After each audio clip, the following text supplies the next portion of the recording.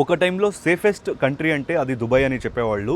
Even మన తెలుగు వాళ్ళు కానీ, కన్నడ వాళ్ళు కానీ, మన చాలా ఇండియన్స్ దుబాయ్‌లో వెళ్ళి రియల్ ఎస్టేట్ చేసేవాళ్ళు. అంటే ఇండియాలో అంత ఇన్‌కమ్ ట్యాక్స్ ఉంది, ఇంత పర్సెంట్ ఉంది, దుబాయ్‌కి వచ్చేయండి, గోల్డెన్ వీసా ఇస్తారు, లేదంటే అక్కడ ఇన్వెస్ట్ చేయండి, ఇంత రెంటల్ ఇన్‌కమ్ జనరేట్ చేస్తదని.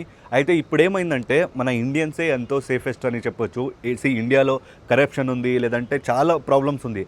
అయితే ప్రశాంతతగా మేము పడుకోవచ్చు. అయితే దుబాయ్‌లో ఏమైతుందంటే ఇడీ వరల్డ్‌లో సేఫెస్ట్ కంట్రీ అని వాళ్ళకి వాళ్ళే చెప్పుకునేవాళ్ళు దుబాయ్. సో ఇప్పుడు ఈ అప్‌కమింగ్ డేస్‌లో దుబాయ్ మిడిల్ ఈస్ట్ ఓవరాల్‌గా ఇబ్బందిగా ఉంటుంది. ఈవెన్ షేర్ మార్కెట్ దాదాపు 10-15% పడిపోతుంది. ఇదే యుద్ధం ఏమైనా ఇంకొక 10-20 డేస్ ఏమైనా కంటిన్యూ అయితే వాళ్ళ జీడీపీస్‌నే 5-10% పడిపోద్ది. సో జీడీపీ 5-10% అంటే చాలా ప్రాబ్లమ్ అవుతుంది. దాదాపు ఒక్కొక్క కంట్రీ 1 మిలియన్ అంటే 8,000 crores పర్ డే లాస్ అవుతుంది దుబాయ్. సో మెయిన్గా దుబాయ్ని ఎందుకు అటాక్ చేస్తుంది ఇరాన్ అంటే ఇరాన్కి మళ్ళీ యూఏఈకి దగ్గర అండ్ ఇంకొకటి ఇప్పుడు పల్లెటూరు ఏదో ఒక చిన్న ఊరు పైన అటాక్ చేస్తే న్యూస్ అవుతుందా? ఏం అవ్వదు. అదే ఒక పెద్ద సిటీ పైన మెయిన్ సిటీ పైన అటాక్ చేస్తే ఇంటర్నేషనల్ న్యూస్ అవుతుంది కదా. సో అందుకే ఇరాన్ కూడా మెయిన్గా యూఏఈ పైన ఇచ్చేస్తుంది. సో యూఏఈ ఫస్ట్ 2 దానికి ఫేమస్, అంటే 2 దానికి.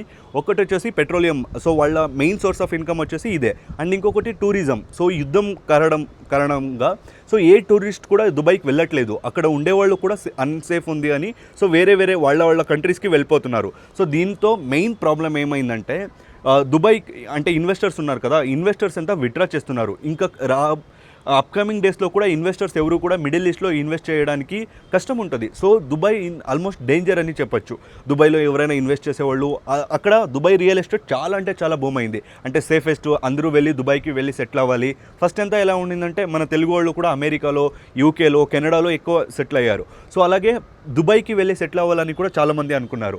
అయితే ఇప్పుడు ఏమవుతుందంటే మిడిల్ ఈస్ట్ ఓవరాల్గా అన్స్టేబుల్ అని ఒక మెసేజ్ పాస్ అవుతుంది వరల్డ్కి. సో అందుకే షేర్ మార్కెట్ పడిపోతుంది, అక్కడ హోటల్స్ ఖాళీగా ఉంది, అక్కడ ఫుడ్ దొరకట్లేదు. ఇంకా ఒక 1 month 2 month ఇలాగే ఏమైనా యుద్ధం అయితే అక్కడ ఫుడ్ కూడా దొరకదు.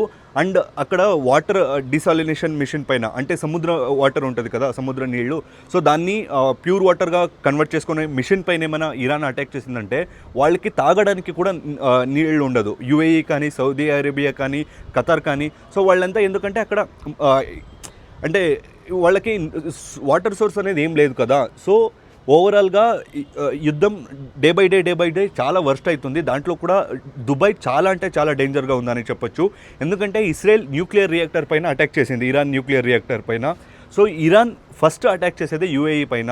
సో వెయిట్ చేసి చూడాలి దీని నుంచి మన భారత్కి ఏం ఎఫెక్ట్ అవుతుందంటే మన ఇండియాకి. ఇప్పుడే ప్రైజెస్ కొంచెం ఇంక్రీజ్ అయింది, రానున్న రోజుల్లో ఇంకా కొంచెం ఇంక్రీజ్ అయ్యే ఛాన్స్ ఉంది. సో కొంచెం జాగ్రత్తగా ఉండండి. అండ్ మెయిన్గా గ్యాస్ నిక్షేపాల పైన అటాక్ చేస్తుండడం వల్ల కొంచెం ప్రైస్ అనేది ఇంక్రీజ్ అవుతుంది. అండ్ గ్యాస్ రాను రోజుల్లో దొరకడం కొంచెం కష్టమవుతుంది. సో అందుకే అయినంత ఒక సేఫర్ జోన్కి ఎలక్ట్రిక్ స్టవ్ వస్తుంది కదా, దాన్ని కొనండి.